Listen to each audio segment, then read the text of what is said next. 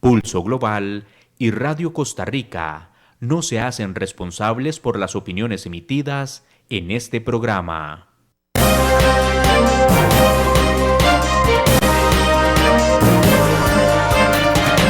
Pulso Global es un espacio que busca analizar los principales escenarios, fenómenos y acontecimientos en el panorama internacional, desde un análisis serio y académico, que busca generar insumos para que cada quien pueda construir su propio criterio. Porque comprender lo que pasa en el mundo y cómo incide en nuestro entorno es imperativo. Le invitamos a tomarle el pulso al acontecer internacional junto con nuestros analistas Gerald Solano, Percy Rodríguez y sus invitados.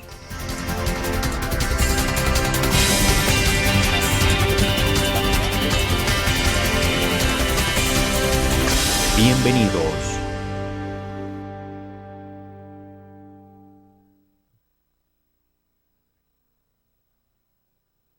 Hola a todos y todas, esperando que se encuentren muy bien. Les saludamos desde el programa Pulso Global.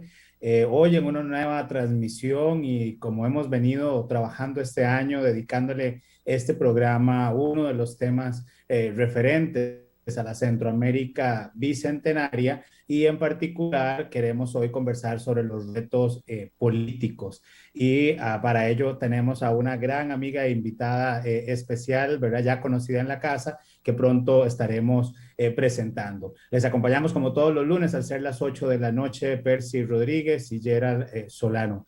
Hola Percy, ¿cómo has estado esta semana? ¿Cómo va todo? Hola Gerald, encantado de saludarte, a vos, saludar a nuestra atenta audiencia que nos sigue con constancia en estos programas de lunes en la noche, ahora por las plataformas de Facebook Live, de Radio Nacional y de Pulso Global.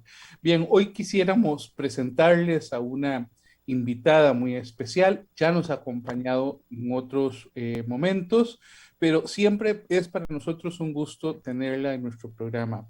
Se trata de Argentina Artavia Medrano, a quien voy a presentar primero. Es politóloga, especialista en política internacional, reconocida analista internacional, directora del programa Sobre la Mesa, un programa muy interesante en el estudio de los fenómenos nacionales e internacionales de los canales de la Universidad de Costa Rica, y además es investigadora y académica de la Universidad de Costa Rica y de la Universidad Nacional, con el tema Centroamérica Bicentenaria, retos políticos de la región. Me permito presentarles a nuestra estimable invitada, Argentina Artavia. Hola, doña Argentina, ¿cómo está usted?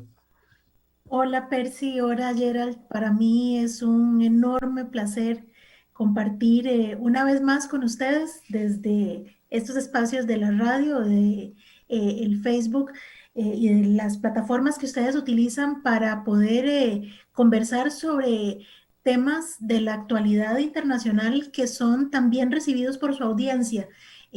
Así que pues para mí es un enorme placer poder compartir con ustedes sobre este tema que nos toca particularmente, como es el de Centroamérica y todos los retos y los desafíos que tenemos de cara al Bicentenario. Muchas gracias Argentina por acompañarnos y bueno, por acompañarnos no solo hoy en este programa, sino desde el inicio. Antes de iniciar hablábamos de que Argentina ha sido una fiel seguidora de Pulso Global y un apoyo incondicional en este proyecto que arrancamos, Percy y yo, ya hace año y medio, Percy, ya llevamos bastante rato en esto. Y hoy nos une no solo un tema que sé que a los tres nos gusta, sino que por cuestiones de la vida y muy gratas coincidencias hemos tenido incluso que trabajar juntos con esta temática, por lo que yo le pido hoy a todos los que nos acompañan, tanto a través de Radio Costa Rica 930 AM y por el Facebook Live, que nos dejen sus comentarios y sus preguntas, que como bien decía Percy, hablaremos sobre la Centroamérica Bicentenaria, los retos en materia política. Y creo que lo vamos a hacer en una conversación en medio de una Centroamérica bastante convulsa en términos políticos, ¿verdad? Con retos bastante interesantes. Y yo creo que la gran pregunta que nos surge a todos los que nos interesan los temas internacionales y en particular los de Centroamérica es si está en crisis la democracia en Centroamérica. ¿Verdad? Entonces ahí tanto Percy como Argentina, oírlos, ¿verdad? Y aprovecho para saludar a Elena Ibarra que nos dice buenas noches desde la Ciudad de México. Así que muchas gracias por estar con nosotros. Argentina, ¿cómo ves la democracia en Centroamérica? Eh, una pregunta muy provocadora desde el inicio, ¿verdad? La democracia está en crisis y creo que ya esa es una frase bastante cliché, ¿verdad? Pero no solamente en crisis en Centroamérica, sino en el mundo. Ese sistema político tal cual lo conocemos eh, ha, ha empezado a fisurarse producto de una serie de crisis que no pasan por lo político nada más, sino también que son una mezcla de muchas necesidades, de muchas demandas de ese colectivo o de esos colectivos que le demandan al sistema político respuestas que muchas veces no están en capacidad de dar. Eh, y esa falta de respuesta o las respuestas insuficientes provocan no solamente el cansancio, el enojo, sino también la desconfianza. Y sabemos que la democracia como sistema político está basado justamente en la confianza y en la legitimidad de los procesos que desarrolla. Entonces, sí, lamentablemente Centroamérica y la democracia en la región ha venido fisurándose, ha venido deteriorándose, y ese precisamente fue uno de los compromisos que los acuerdos de paz allá por los años 80 trataron de buscar primero la paz y luego la negociación para poder traer nuevamente donde no la existía la democracia y fortalecerla donde sí se había instalado. Pero bueno, la firma de esos acuerdos no eran una carta ad perpetuum, ¿verdad? Para fortalecer la democracia, y hoy nuevamente nos enfrentamos a problemas que quizás no en magnitud, no en sus orígenes similares a los de los años 80, sino que nuevamente estamos frente a retos y desafíos que ponen a prueba el sistema político y las democracias en la región. Podemos hablar entonces, según los teóricos lo señalan, de un proceso de reversión democrática, o sea, de retroceso, de que hay espacios donde esa democracia que debió haberse consolidado o que debió haberse fortalecido o instalado, ha venido dando pasos hacia atrás. Y es precisamente porque no han podido los sistemas políticos o los gobiernos que han asumido la conducción de los distintos países dar respuestas a las necesidades de la gente. Hemos visto en las últimas semanas eh, en varios países el tema de Honduras y Guatemala y Salvador con el tema migratorio nos llamó poderosamente la atención la llegada de la vicepresidenta de Estados Unidos, la señora Harris, planteando el tema de no vengan, ¿verdad? Un estate quieto a los migrantes, con un mensaje desde Guatemala bastante fuerte, en una región sumamente golpeada. Y en ese contexto, escuchar al presidente de El Salvador con una postura, como diríamos en otros tiempos, muy anti-yanqui, ¿verdad?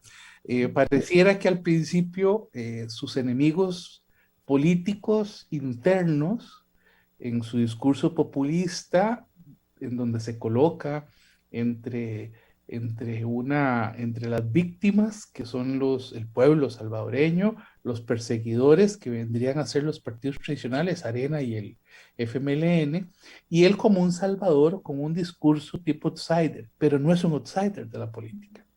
Una persona que había estado ya en la campaña, había sido alcalde de 2 ciudades, entre ellas San Salvador, militante del FMLN y además una persona que había estado en la parte de comunicación política del FMLN.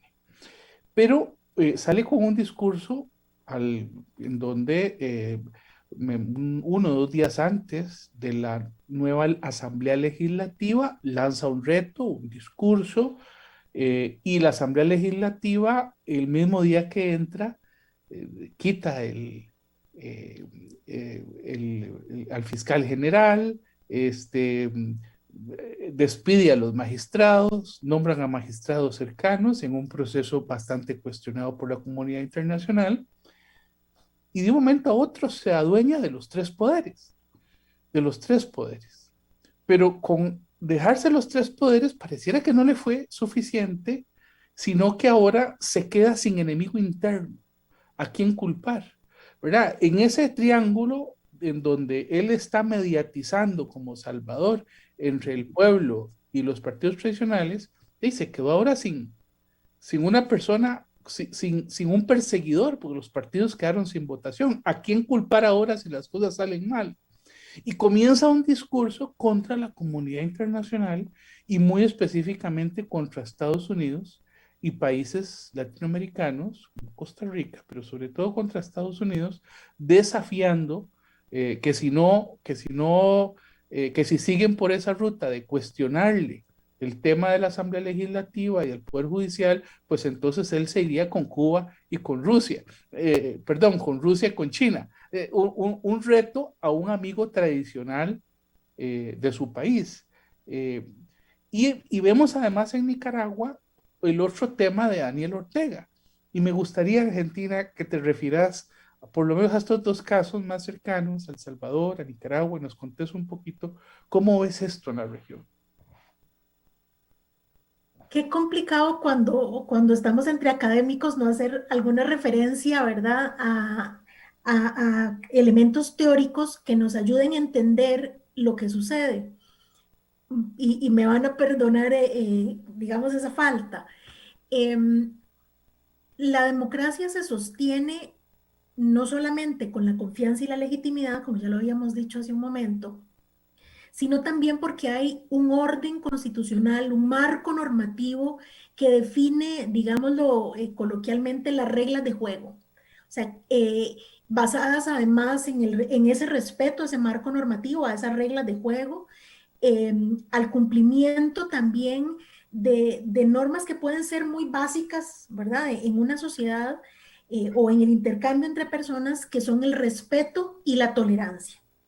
Y ese respeto y tolerancia pasa también por reconocer al oponente o a la parte que quizás no comparte nuestras ideas o nuestra forma de ver las cosas, ese reconocimiento de esa diferencia, pero aún cuando esa diferencia permanece, se respeta porque las reglas de juego diseñadas así lo garantizan o así lo mandan.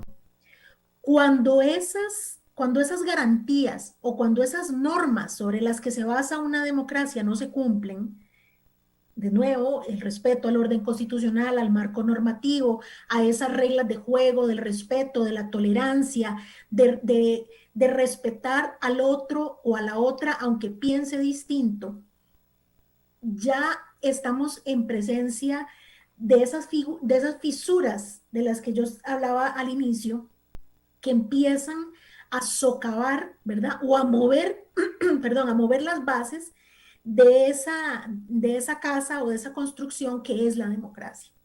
¿Qué es lo que estamos viendo en El Salvador y en Nicaragua? Que son los 2 de los casos que Percy ha mencionado. Justamente ese golpe a todo eso que sostiene la democracia.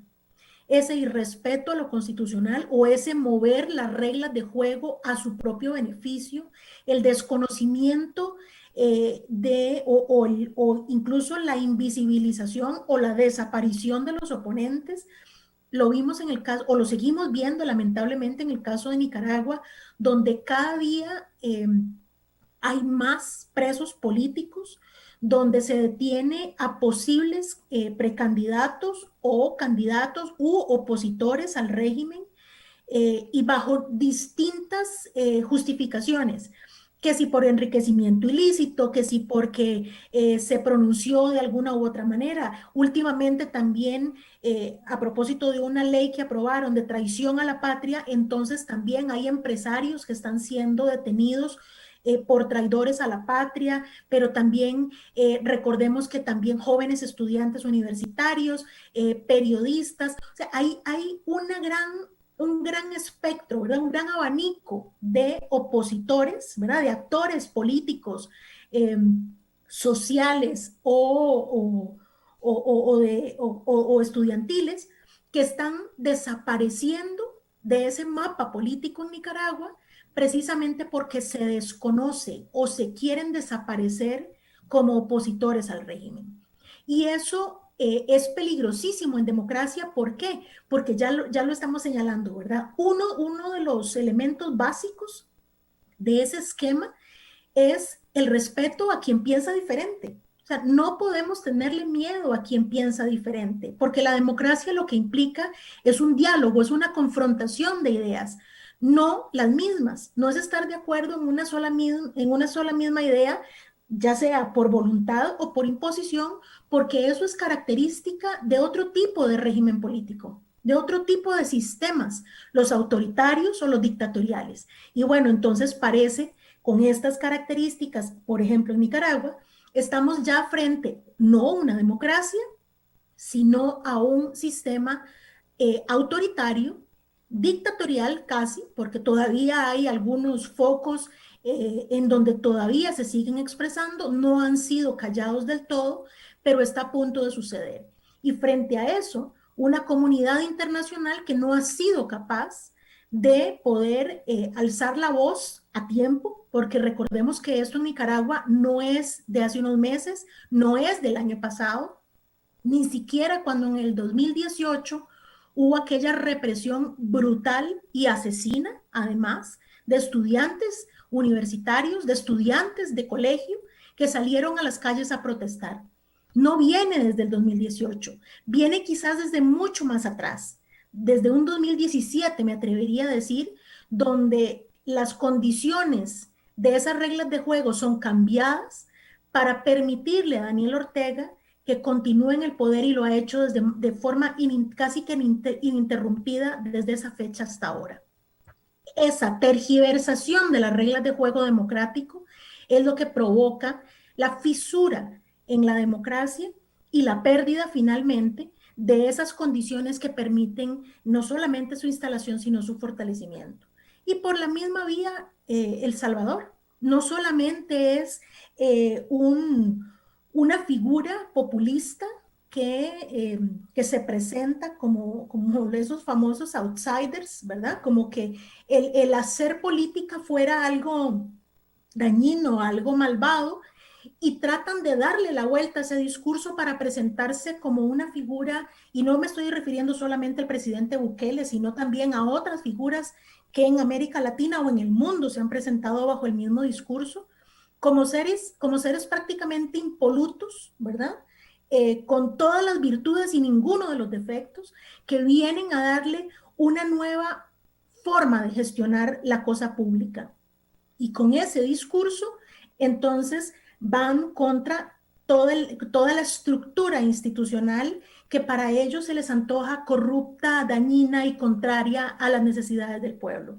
Entonces, recordemos que irrumpe en el Congreso de la República, ¿verdad? En la Asamblea Nacional con el ejército, que además de eso también logra que con una mayoría, claramente, ¿verdad?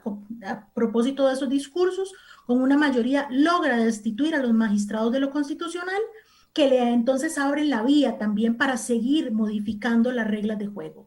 Ese es el peligro que tienen las democracias, insisto, no solamente en Centroamérica, sino también en el mundo, cuando no se respetan los marcos normativos establecidos, que no estoy diciendo tampoco que tienen que prevalecer ad perpetuum, pero hay mecanismos que la misma democracia posibilita para hacer esos cambios y esas modificaciones cuando hay algo que no está funcionando bien. Esas son las vías. Argentina, muy interesante, y mientras hablabas pensaba principalmente en algunos momentos de las mismas democracias, ¿verdad? Estabas hablando ahora que las mismas democracias tienen sus, digamos, sus mecanismos para hacer, ¿verdad? O sus reglas para llegar a acuerdos, para llegar a construir. Y creo que eso es un tema que está siendo doliente en América Latina, ¿verdad? Es decir, la clase política que está llegando al poder está viendo las reglas del juego como un impedimento para sus intereses, ¿verdad? Y para perpetuarse en el poder, ¿verdad? Es decir, esa seducción que hace estar en la presidencia de un país, ¿verdad? Estar en esas esferas de poder, empieza de alguna manera a hacer que se quieran cambiar las reglas. Y lo más lamentable es que se encuentra a una América Latina cada vez más diversa, ¿verdad? Una Centroamérica con asimetrías muy profundas, muy golpeada por la pandemia, ¿verdad? En términos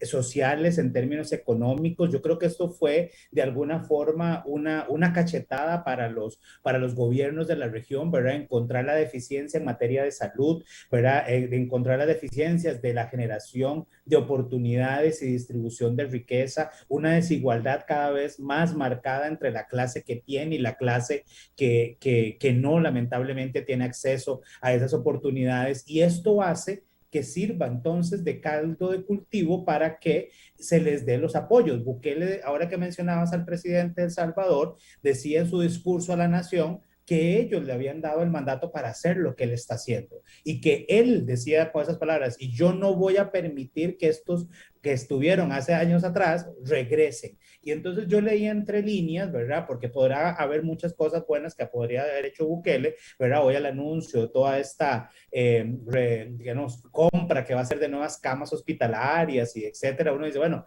que dicha que se pareciera que se está invirtiendo en mejorar temas de salud, pero me preguntaba, ¿qué hay detrás de decir yo no voy a dejar que regresen?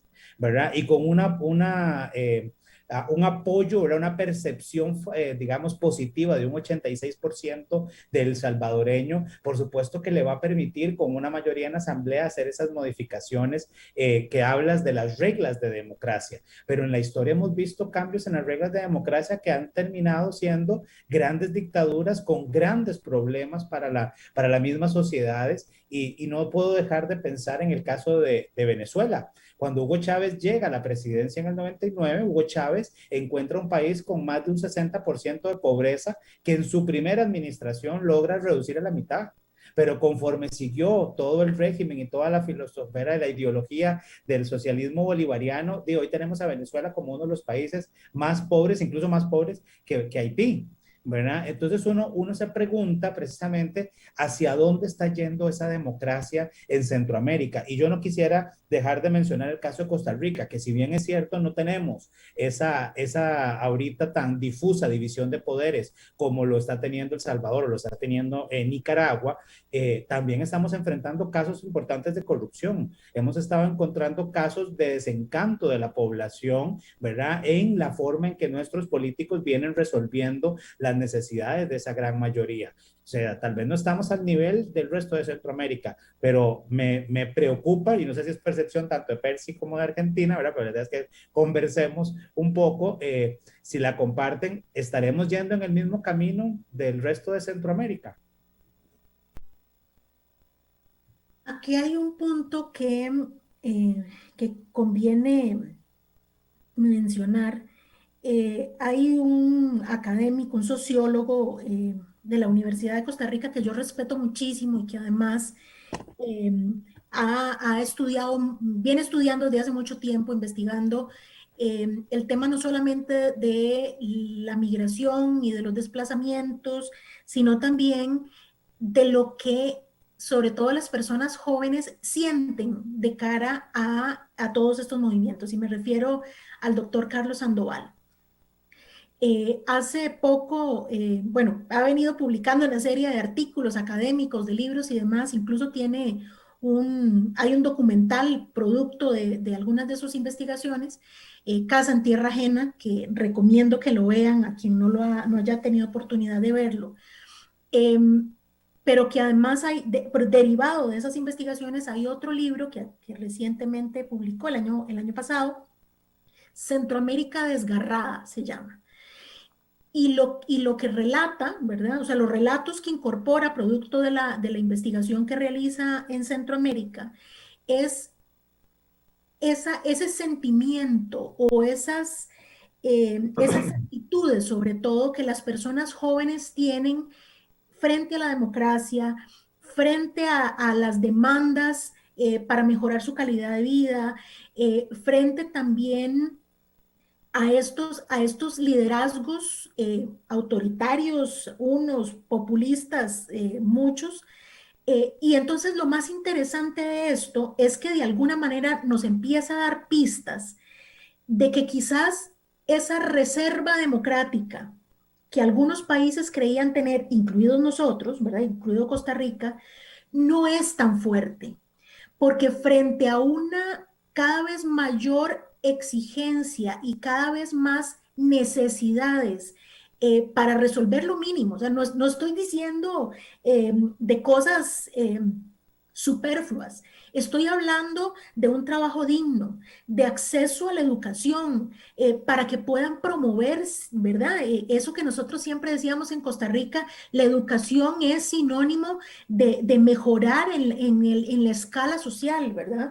Bueno, no tienen acceso a la educación, no tienen tampoco condiciones mínimas de salud, ni agua potable, ni servicios médicos.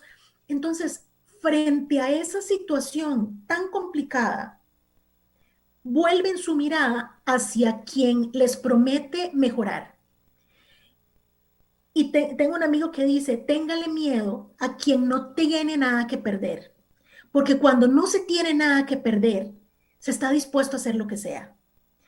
Entonces, las respuestas que muchos de esos muchachos, muchos son hombres, que son hombres jóvenes que buscan otros países, no quedarse en los propios, dice, si de todas maneras me van a matar aquí, voy a buscar otro lugar que probablemente también me maten, pero si ya me iban a matar en el otro lado, por lo menos voy a buscar cómo mejoro mi vida y la de los míos. Por eso es que a veces no se entiende ese desplazamiento, aún arriesgando la propia vida, pero es por eso. Si ya no tienen nada en sus propios países, no tienen nada que perder de camino a buscar mejorar sus condiciones. Y entonces vean los datos de esta investigación de Carlos Sandoval. Frente a la pregunta de qué piensan de la democracia, ¿verdad? De si es necesaria la democracia en sus países, cerca de un 72% de esas personas consultadas, de esas personas jóvenes consultadas, dicen que no importa si el gobierno es o no democrático, que lo que les importa es que les resuelva los problemas. Vean lo grave de esto.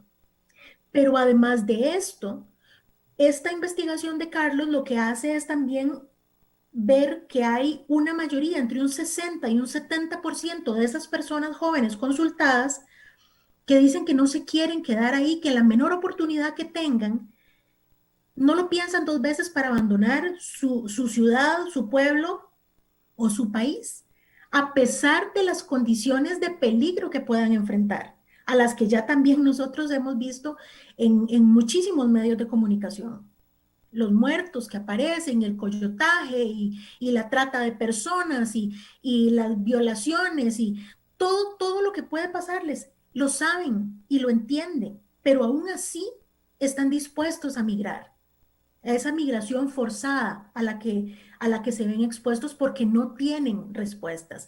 Entonces, volviendo al tema de qué tan cerca o qué tan lejos estamos de perder la democracia como la conocemos, yo suelo siempre ser muy optimista o trato de ser optimista, pero mientras estos gobiernos de nuestros países no le respondan a la gente en la medida de sus necesidades, vamos a ir viendo cómo esta reversión democrática se produce cada vez más para atrás, porque es un sistema que no le responde a la gente y ese sistema está hecho para eso, para mejorar la gente, para que se pueda dar en una diversidad de opiniones, de formas de ver la vida, encontrar espacios en los que haya un objetivo común que siempre pasa por mejorar las condiciones de vida de la gente. Y si no está funcionando, ya vimos que hay Muchas personas, bueno, este estudio se refiere a personas jóvenes, pero me atrevería a decir que también hay muchos otros sectores de la sociedad, de distintas edades, que también están pensando eso. Frente al desempleo, frente a un alto costo de vida, frente a la corrupción, que es lo que estamos viendo no solamente en nuestro país, sino en muchas partes de Latinoamérica, del mundo, lo que la gente quiere es que le resuelvan sus problemas inmediatos, a costa de lo que sea. Y ahí es donde está el problema para el sistema.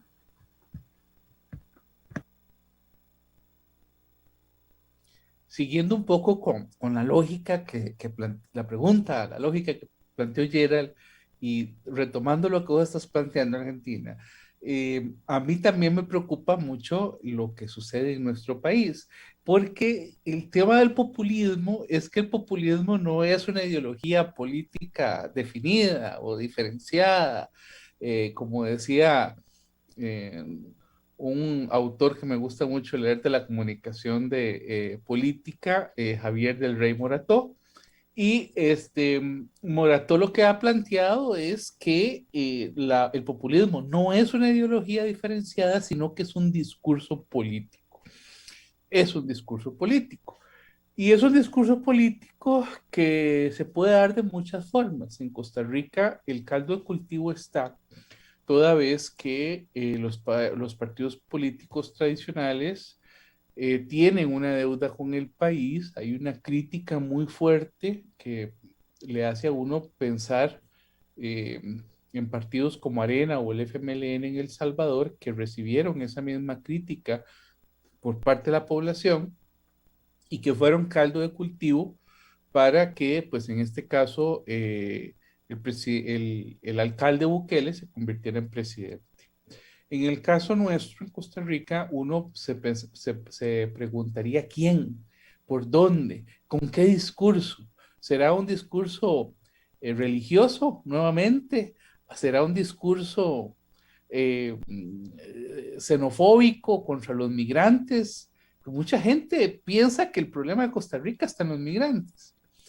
¿Cuál es el discurso? El discurso que viene y que va a hacer que mucha gente vote por alguien con un discurso tal vez efusivo, en donde sean llamados a la ira, al odio. Me parece que el problema en América Latina es que tenemos una tradición de candidatos populistas. Candidatos populistas desde el tiempo, desde Perón, pasando por el mismo Hugo Chávez o por Fidel, ¿verdad? Para no hablar de los recientes. Pero sí hay una preocupación, porque yo sí siento que en Costa Rica estamos a un paso de votar por cualquiera, pero no solo por cualquiera, porque vea usted que al final se está votando por partidos políticos porque es la única forma de acceder al poder. Y cuando la gente dice quiere un cambio, para lograr ese cambio, la gente tiene que incorporarse a la lucha política, incorporarse a los partidos políticos, a los cuales las últimas encuestas que vi yo hace un tiempo de Latinobarómetro, incluso de la Flaxo, con los estudios de gobernabilidad, decían que los partidos políticos tienen un porcentaje muy, pero muy bajo de credibilidad y de confianza de las personas. Entonces, pero la gente no participa y se nos olvida que los partidos políticos son la única forma de acceder en el juego democrático al poder, ¿verdad? Por lo menos así están en nuestras normas. Este tema además se mezcla con una Centroamérica que históricamente se cansa de los regímenes anteriores y hace un giro hacia ideologías, en el caso de Nicaragua, o hacia discursos políticos, en el caso de El Salvador, en este momento, que están llevando, si se quiere, a un cambio. Yo me pregunto, en el caso centroamericano, ¿qué podemos esperar? ¿Podría haber un contragiro en Nicaragua o en el mismo caso salvadoreño? ¿Podríamos encontrar a corto plazo una salida a estos hechos. En el caso de Nicaragua es muy triste lo que está pasando con tanto candidato. Yo creo que vayan por 5 candidatos presos en las últimas 2 semanas y más de 10 o 15 líderes opositores de primer nivel, de primera posición de batalla, ¿verdad? Mediáticamente hablando, que han sido detenidos, encarcelados, como decís vos, por lo que se les ocurra. Pero ¿hacia dónde va esa situación? ¿Qué podríamos esperar que cambie en nuestra querida Centroamérica? Creo que hay mucho de responsabilidad en los partidos políticos, que en el caso nuestro, ¿verdad? En el caso de Costa Rica, sí, claramente, además, en los distintos estudios de opinión de los últimos años, que el Centro de Investigación y Estudios Políticos, el CIEP, ¿verdad? Comparte con cierta regularidad, eh, demuestra esa desafección partidaria, ¿verdad? Esa desvinculación. Pero aún y cuando la gente esté, como decimos popularmente, resfriada, ¿verdad? Con los partidos y no quiere saber nada de los partidos, finalmente Costa Rica tiene una sólida tradición y un pasado querámoslo o no, nos guste o no, digamos, los partidos políticos que están ahora y como están conformados, hay una tradición de partidos políticos sólidos, ¿verdad? Que además hay un Tribunal Supremo de Elecciones que ha planteado, volviendo a las reglas de juego, ¿verdad? Que ha planteado unas reglas no solamente para la constitución de nuevos partidos, sino para que esos partidos más viejos tengan esos procedimientos de renovar estructuras, de escogencia de sus liderazgos y demás. Eso no sucede en Centroamérica, en el resto de Centroamérica. Los partidos políticos cambian con mucha frecuencia, desaparecen también y se vuelven a armar con otros nombres y demás, y esto permite también que haya figuras que lleguen al poder o que pretendan llegar al poder de muy distinta naturaleza. O sea, hemos tenido en Centroamérica a generales, incluso recuerdo uno en Guatemala, ¿verdad? Efraín Ríos Montt, con todo lo que implicaba para una figura como un general eh, acceder por la vía de las elecciones al poder. Hemos tenido comediantes, ¿verdad? Pastores y demás, o sea, hay una gama de figuras que han accedido por la vía democrática, sí, ¿verdad? Por la vía de las elecciones, de los procesos electorales, al poder. Pero esto lo que demuestra entonces, y si nos devolvemos al caso de El Salvador, los dos partidos políticos que habían venido desde los años 90 para acá, participando más asiduamente en la escena política electoral en El Salvador, eran dos partidos que surgen mucho a la luz de los acuerdos de paz, que el FMLN se convierte en partido político, pero era un grupo guerrillero, ¿verdad? Que no se nos olvide eso, ¿verdad? Tampoco. Entonces, ¿cuál es la génesis de los partidos políticos en Centroamérica? Tienen la fuerza y tienen la capacidad no solamente electoral, sino también en su estructura para mantener una toma de decisiones adecuada, para poder renovar cuadros, para poder también eh, repeler este tipo de figuras que van justamente contra esas reglas de juego y contra esa contienda político-electoral en el mejor de los casos. Yo creo que no. Y es parte de lo que en Centroamérica falla la democracia por ahí. Si nosotros nos recordamos, quizás los más jovencitos que pueden estar escuchando esto y algunos un poco mayores que quizás lo hayan olvidado, en los años 80 hablábamos casi que de las mismas cosas que estamos hablando ahora, de pobreza, de desempleo y de muerte, sí, de mucha muerte, ¿verdad? Producto de los enfrentamientos entre países o entre los mismos grupos guerrilleros instalados dentro de los países. Y yo escuché la semana pasada al señor Vinicio Cerezo, presidente de Guatemala en los años 80, pero que además ahora es el actual secretario general, decir que no todos los países habían pagado el mismo costo para obtener la paz.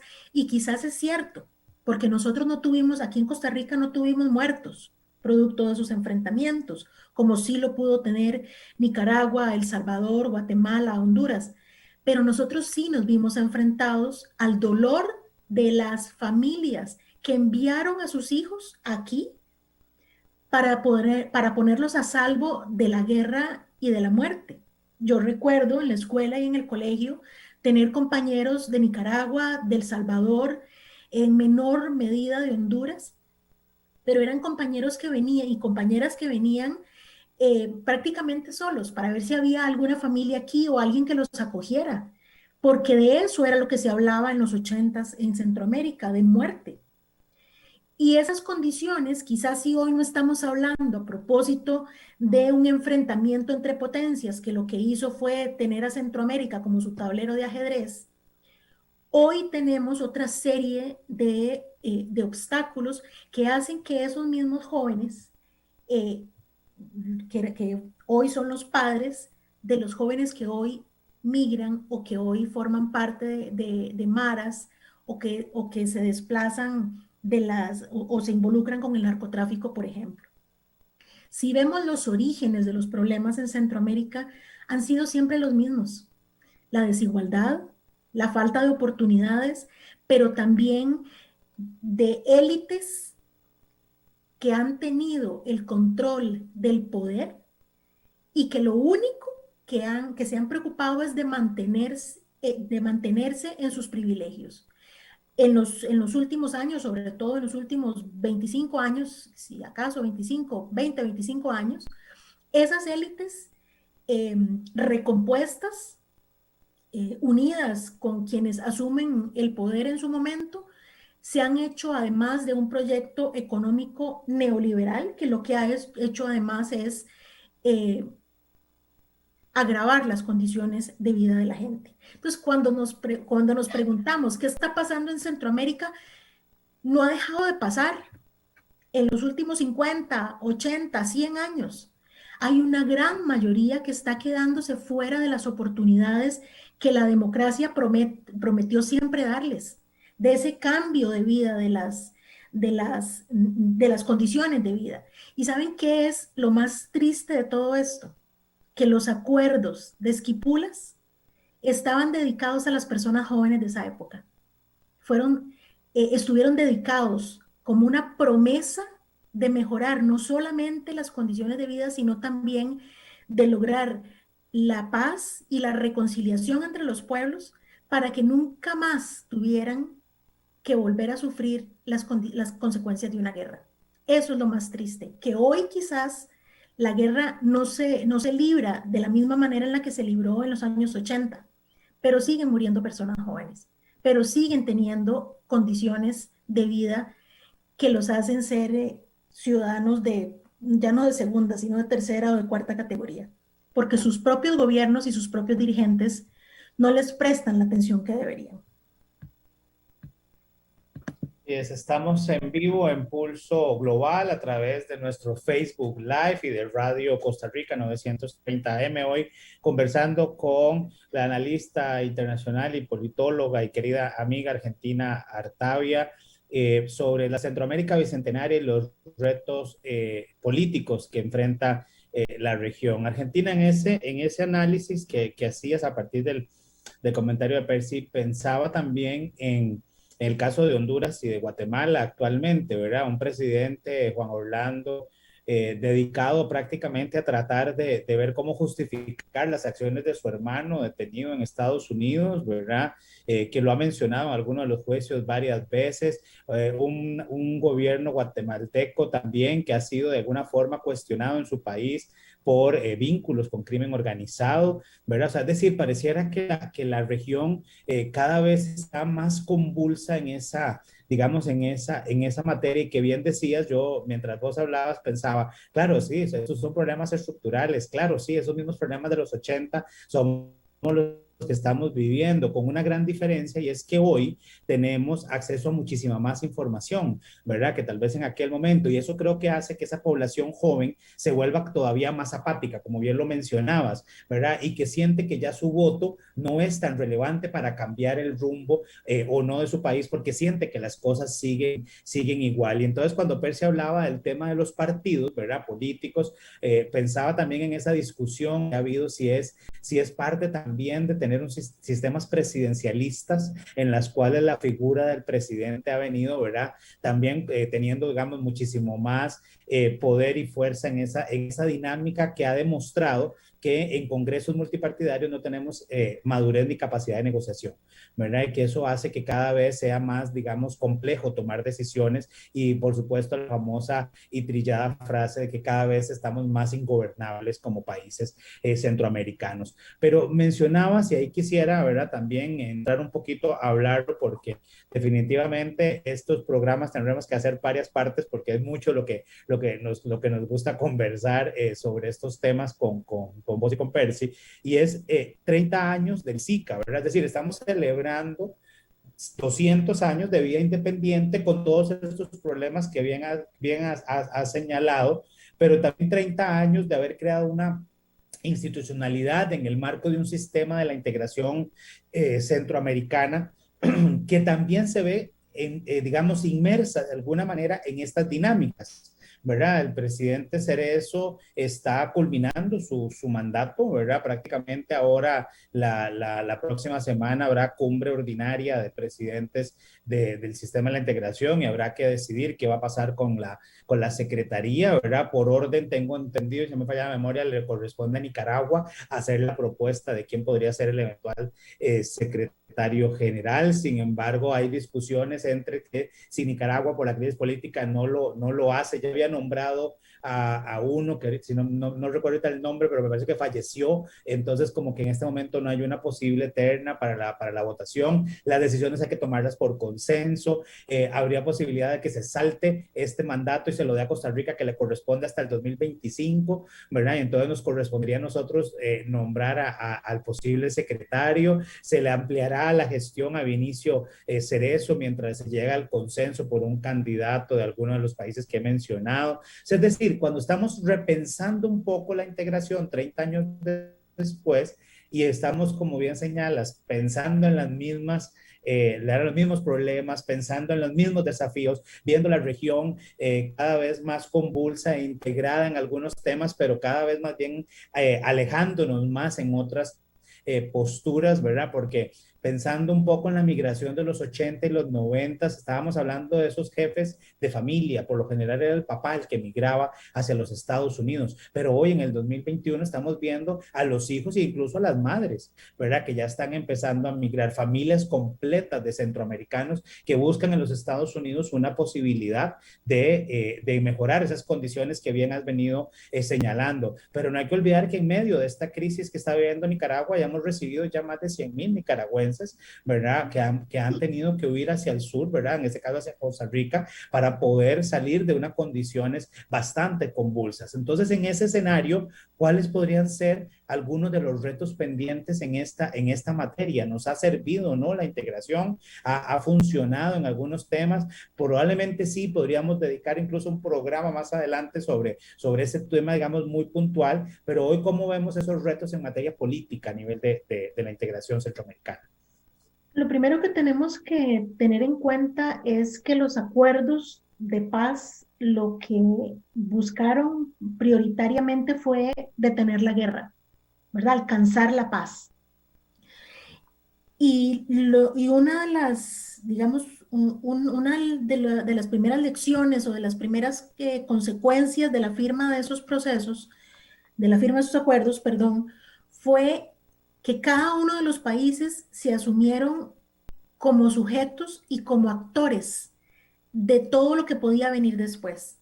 Ya no eran grupos con muy buenas intenciones, pero todos de fuera, ¿verdad? Ya sea de la misma región latinoamericana o de otra naturaleza, sino que eran los mismos centroamericanos, ¿verdad? Los presidentes de los países centroamericanos quienes asumían las decisiones que consideraban más pertinentes. Y lo primero que tenían que hacer era dialogar, ¿verdad? Y buscar esos espacios de confianza para que la paz pudiera ser una realidad. Con la paz vino la conformación además de comisiones a lo interno de cada uno de los países, asumiendo que cada uno de ellos tenía condiciones distintas. Y creo que a veces eso es lo que se nos ha olvidado, que a pesar de ser una unión de países, hay condiciones a lo interno que no pueden ser homologadas con las de los otros. Y eso es parte de lo que le he escuchado con mucha frecuencia al señor Vinicio Cerezo diciendo cada país tiene que resolver a lo interno como resuelve también hacia afuera, ¿verdad? Eh, ese alcanzar la paz, ese dar pie a una transición a la democracia, produjo también no solamente los cambios de gobierno en donde se llevaron a cabo elecciones, sino que también una de esas lecciones o uno de esos procesos avanzados fue el tema de la integración. Y sí, claramente los acuerdos de paz de Esquipulas logran la paz, logran una transición democrática, si no del todo fuerte y como se pensaba, sí por lo menos se produjeron elecciones. Ya vimos además cuáles han sido los resultados 30 años después en algunos de estos países, pero que todavía tiene retos pendientes. Muchos, ¿verdad?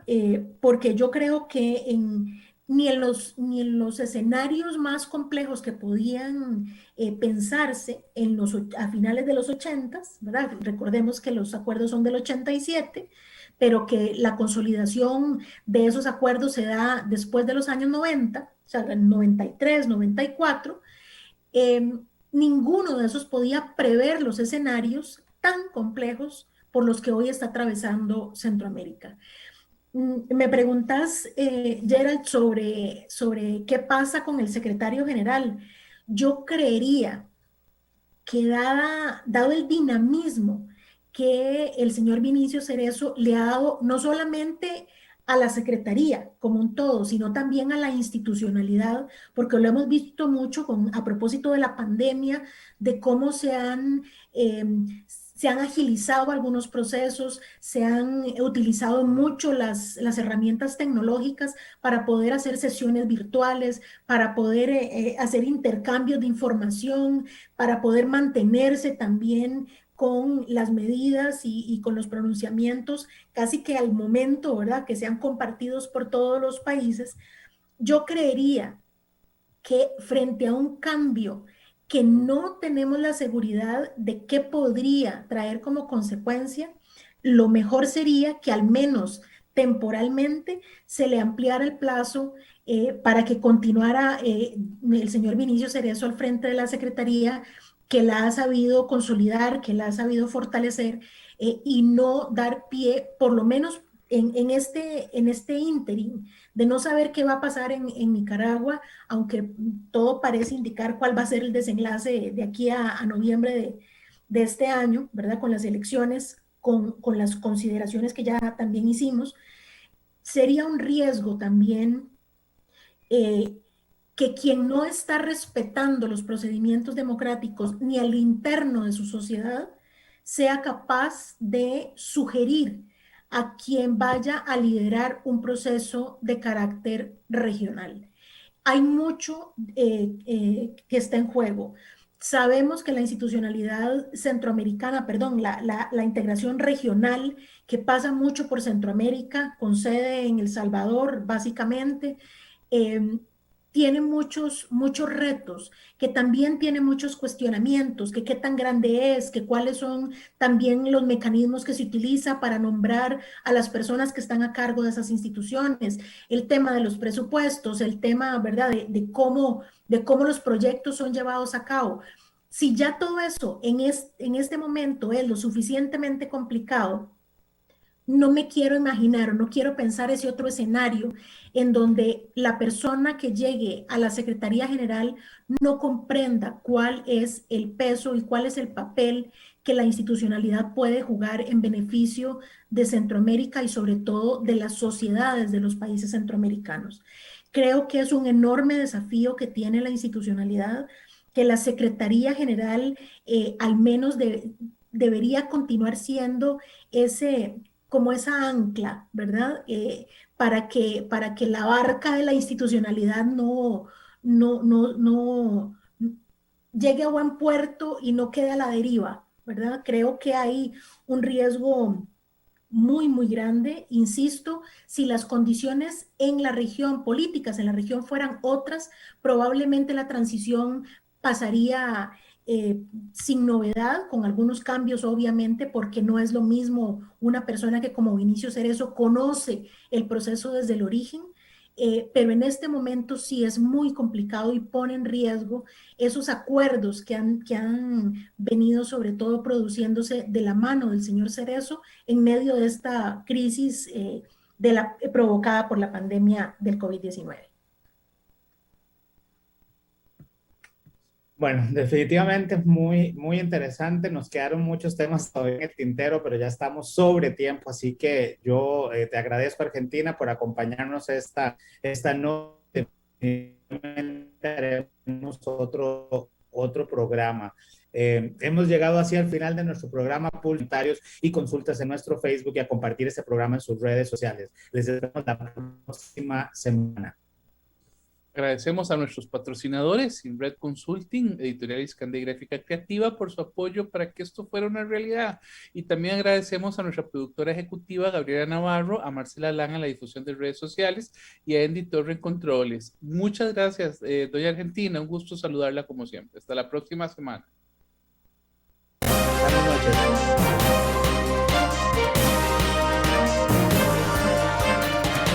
Esto fue Pulso Global. Gracias por acompañarnos en una transmisión más. Le invitamos a sintonizarnos por Facebook Live y Radio Costa Rica 930 AM para llevar juntos el pulso al acontecer internacional.